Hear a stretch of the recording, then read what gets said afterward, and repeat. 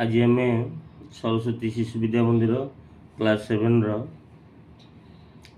Algebra करवा chapter 3 chapter ना हूँ बीजगाणितिक परिप्रकाश और अभेद तार इंग्लिश मन रखिए आलजेब्रिक एक्सप्रेशंस एंड आइडेंटिटीज।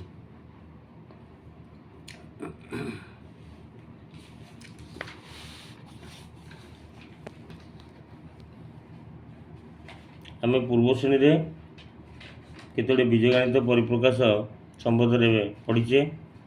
एमानक मध्य विभिन्न प्रक्रिया अच्छी यथा मिश्रण फेराण गुणन यू थिला। बीजगणितिक परिप्रकाश केतोटी अक्षर संकेत व्यवहृत हुए सेगुड़ी चल राशि बोली कहुए। केवल गोटे मात्र चल राशि थाई बीजगणितिक परिप्रकाश गुड़िक मध्य विभिन्न प्रक्रिया किपरि संगठित होता है। यही परिप्रकाश पॉलिनोमियल ठारू किपरि भिन्न से विषय आलोचना यही पाठरे आम करवा। एसत पॉलिनोमियल क्षेत्र में विभिन्न प्रक्रिया किपरि संगठित हुए ए विषय आलोचना करवा। प्रथम आम जाना पॉलिनोमियल। पॉलिनोमियल हूँ कौन आक्षरिक संकेत जमी एक्स वाई जेड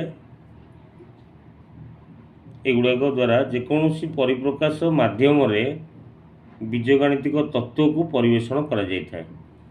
उदाहरण स्वरूप एक्स और वाई हूँ दुटा गणन संख्या मनकर गणन संख्या सब आम 1 2 3 4 5 6 सेमती किंतु एठी आमर एक्स वाई को दुटा गणन संख्या जदि हुए ताले एक्स प्लस वाई मध्य एक गणन संख्या मनकर एक्स मूल्य 2 वाई मूल्य 3 ताले एक्स प्लस वाई हो गला कौन ना 2 + 3 5 ताले 5 मध्य गोटे गणन संख्या।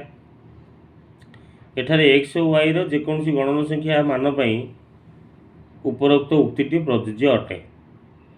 एक्स और वाई दुईटी गणन संख्या एक्स प्लस वाई एक गणन संख्या बुझीगला। एक्स और वाई एक्स गोटे गणन संख्या वाई गोटे गणन संख्या ताले ये दुईटी गणन संख्या हो गले किंतु एक्स प्लस वाई हो गले कौन ये हूँ गोटे गणन संख्या। यह एक बीजगणितिक तत्व अटे। एक्स प्लस वाई हूँ बीजगणितिक परिप्रकाश। एक्स और वाई हूँ गणन संख्या व्यवहृत आक्षरिक संख्या संकेत।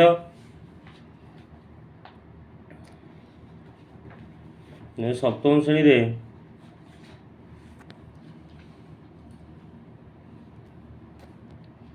आम केत गुड़े सप्तम श्रेणी में पढ़ुवा बीजगणितिक परिप्रकाश गुड़िक ये उदाहरण देती गोटे जमी 3x मान 3 × x ये 2x + 3 2x + 3 माने 2 × x + 3 5x² - 2x - 3 x power 4 + 3x square -9x + 5 एगुड़ाक सब हूँ बीजगणितिक परिप्रकाश उदाहरण। विषय आग आम करिया पॉलिनोमियल संज्ञा हूँ कौन ना जो बीजगणितिक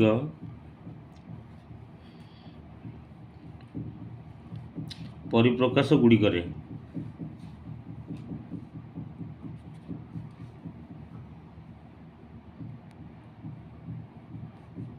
जो बीजगणितिक परिप्रकाश गुड़िक चल राशि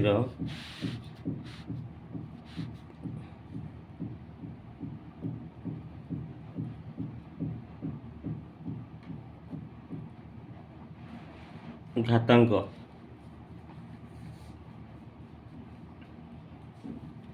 अण ऋणात्मक। अच्छा अण ऋणात्मक कौन ऋणात्मक मान फेराण बुझीगला। अण ऋणात्मक हूँ मिशाण अण ऋणात्मक पूर्ण संख्या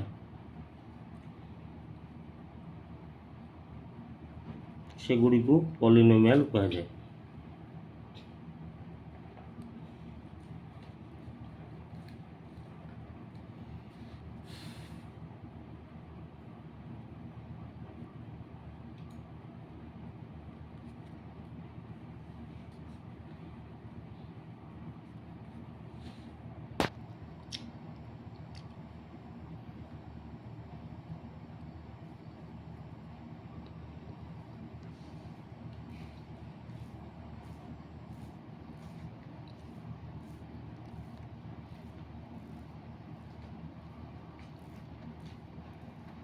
ଯେଉଁଥିରେ ଏକମାତ୍ର ଚଳରାଶି x ରହିଥିବ ସେଗୁଡ଼ିକୁ xରେ ଗୋଟିଏ ଗୋଟିଏ ପଲିନୋମିଆଲ ବୋଲି କୁହାଯାଏ।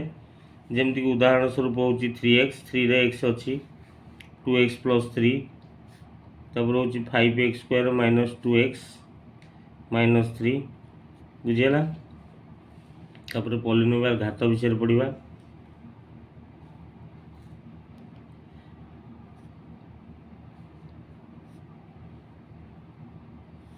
ପଲିନୋମିଆଲ ଘାତ, ପଲିନୋମିଆଲରେ ଥିବା ଚଳରାଶି xର ଉଚ୍ଚତମ ଘାତାଙ୍କକୁ ପଲିନୋମିଆଲର ଘାତ ବୋଲି କୁହାଯାଏ।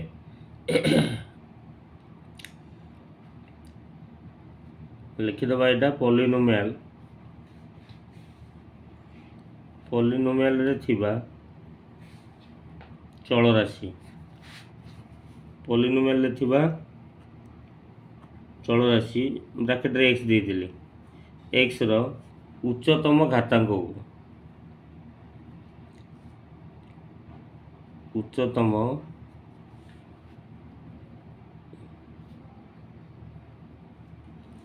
ଘାତାଙ୍କକୁ ପଲିନୋମିଆଲର ଘାତ କୁହାଯାଏ।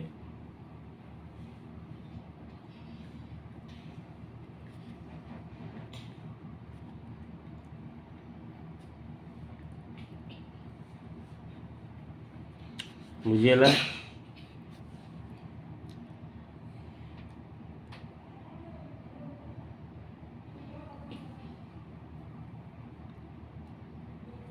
ଆଚ୍ଛା, ବର୍ତ୍ତମାନ କେତେ ଗୁଡ଼ିଏ ପଲିନୋମିଆଲ ଘାତ ସ୍ଥିର କରିବା, ଘାତ କେଉଁଟା ଜାଣିବା, ବୁଝିହେଲା। ଏକ୍ଜାମ୍ପଲ୍ ଗୋଟେ ଦେଇଛି 5x²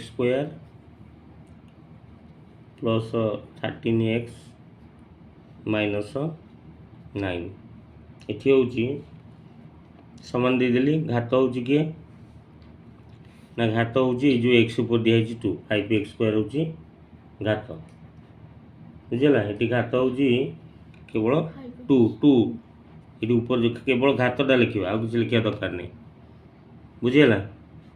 ସେମିତି ୟାକୁ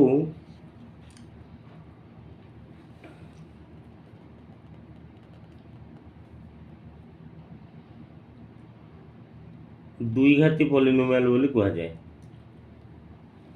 ତା ଉପରେ 2 ଅଛି ବୋଲି, ସ୍କୋୟାର ଅଛି ବୋଲି ତାକୁ ଦ୍ୱିଘାତୀ, ଏଟାକୁ ଦ୍ୱିଘାତୀ ପଲିନୋମିଆଲ ବୋଲି କୁହାଯିବ।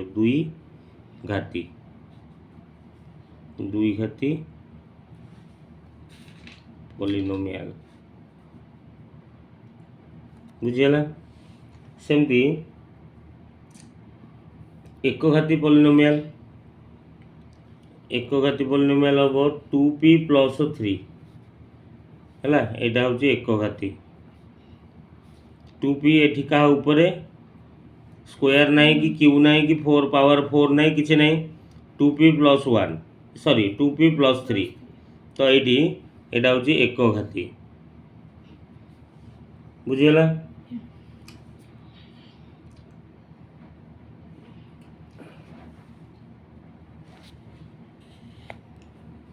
जेकोसी अणुशून्य परिमेय संख्या एक शून्य घात विशिष्ट पॉलिनोमियल हो पार, यह ध्रुव पॉलिनोमियल बोली कह जाए। संक्षेप में द्विघाती पॉलिनोमियल को क्वाड्रेटिक पॉलिनोमियल, तीन घाती पॉलिनोमियल को क्यूबिक पॉलिनोमियल एवं चारि घाती पॉलिनोमियल को बाई क्वाड्रेटिक, बुझीगला, अथवा क्वाड्रेटिक पॉलिनोमियल बोली कह जाए। अच्छा, पॉलिनोमियल रो पद गुडी को जानिबा।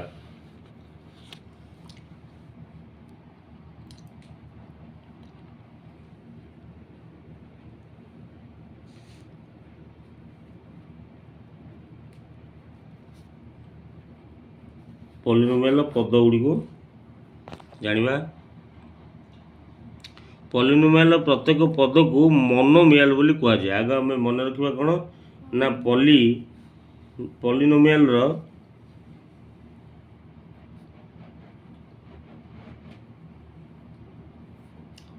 प्रत्येक पद को मोनोमियल कह जाए।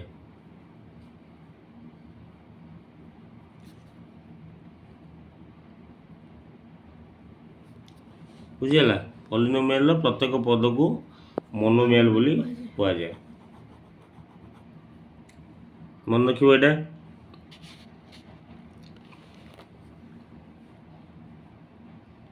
ପଲିନୋମିଆଲର ଯଦି ଏକପଦୀ ହୋଇଥାଏ ତେବେ ଏହାକୁ ମୋନୋମିଆଲ ବୋଲି କୁହାଯିବ। ସେହିପରି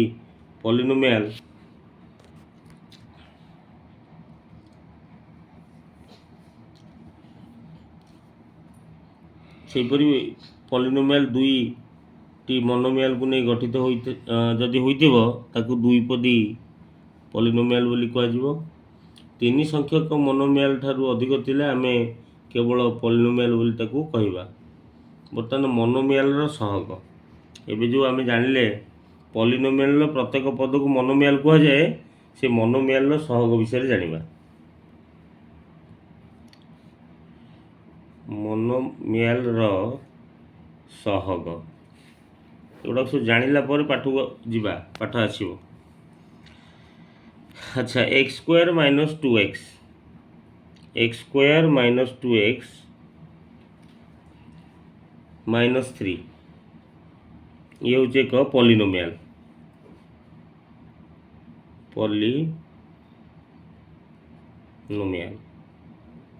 ବୁଝିହେଲା। ଏହାର ପ୍ରତ୍ୟେକ ପଦ ଗୋଟିଏ ଗୋଟିଏ ହେଉଛି ମୋନୋମିଆଲ। ପ୍ରତ୍ୟେକ ପଦ ଏଠି ଗୋଟେ x², ଏଠି -2x, ଏଠି -3, ଏମାନେ ସମସ୍ତେ ହେଉଛନ୍ତି ଗୋଟେ ଗୋଟେ ମୋନୋମିଆଲ। ତ ପଦ ଗୁଡ଼ିକ ମଧ୍ୟ କେତେକ ଉତ୍ପାଦକର ଗୁଣଫଳ ହୋଇପାରେ। ବୁଝିହେଲା। କୌଣସି ପଦର ସାଂଖ୍ୟିକ ଉତ୍ପାଦକଟିକୁ ଉକ୍ତ ପଦର ସହଗ କୁହାଯାଏ। ଏଇଟା ଗୋଟେ ଆମେ ଲେଖିବା, ଏ ନୋଟ୍ସ ଏଇଟା ଗୋଟେ ସର୍ଟ କୋଶ୍ଚିନ୍ ବି ଆସିବ। କୌଣସି ପଦର ସାଂଖ୍ୟିକ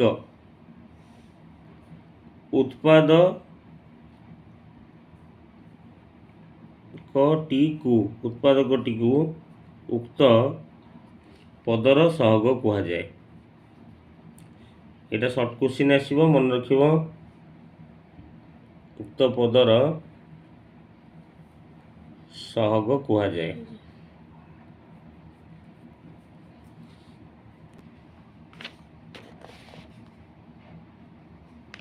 ବୁଝିହେଲା। ଯେମିତିକି ଉଦାହରଣ ସ୍ୱରୂପ ହେଉଛି x² ମାନେ କ'ଣ? ଏକ୍ସର ଏ ପୂର୍ବ ଲୁଚିକି ଅଛି 1, ସବୁବେଳେ ମନେ ରଖିଥିବ 1 ଲୁଚିକି ଅଛି। ତାହେଲେ x²ଟା ହେଉଛି କ'ଣ ନା 1 × x² ହେଉଛି x²। ବୁଝିହେଲା। ଏବଂ ଆଉ ଗୋଟେ ଦେଖିବା ଏଠି -2x, -2x ହେଲା ବେଳକୁ କ'ଣ ନା -2 × x। ବୁଝିହେଲା। ତାହେଲେ ଏଠାରେ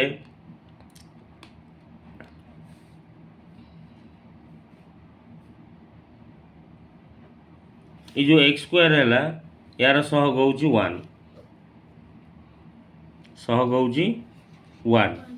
ଏଠି ଯେଉଁ -2x ହେଲା, ବୁଝିହେଲା, -2ର ସାଂଖ୍ୟିକ ସହଗ ହେଉଛି -2। ବୁଝିହେଲା ତ? ତାହେଲେ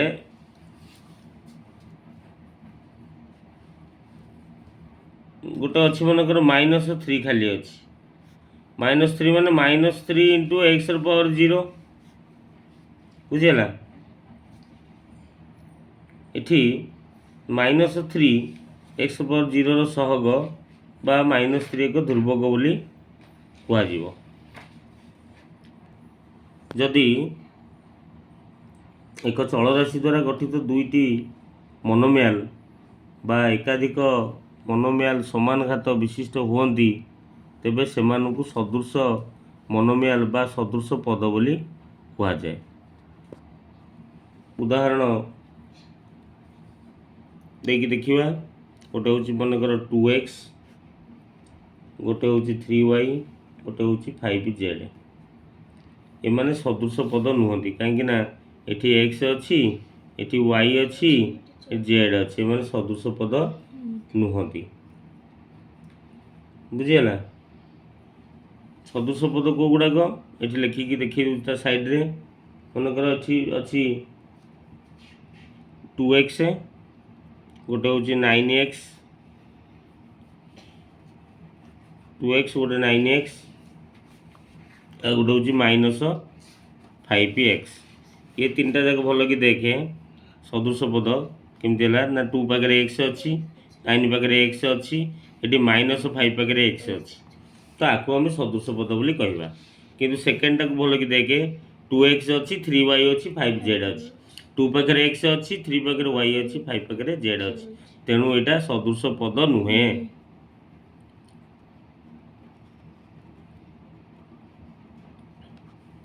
बुझीगला ताले आम नेक्स्ट वीडियो रे पार्ट 2 वीडियो पार्ट 2 करवा यार गोटे एतरे पॉलिनोमियल जोग विषय रे जानिबा।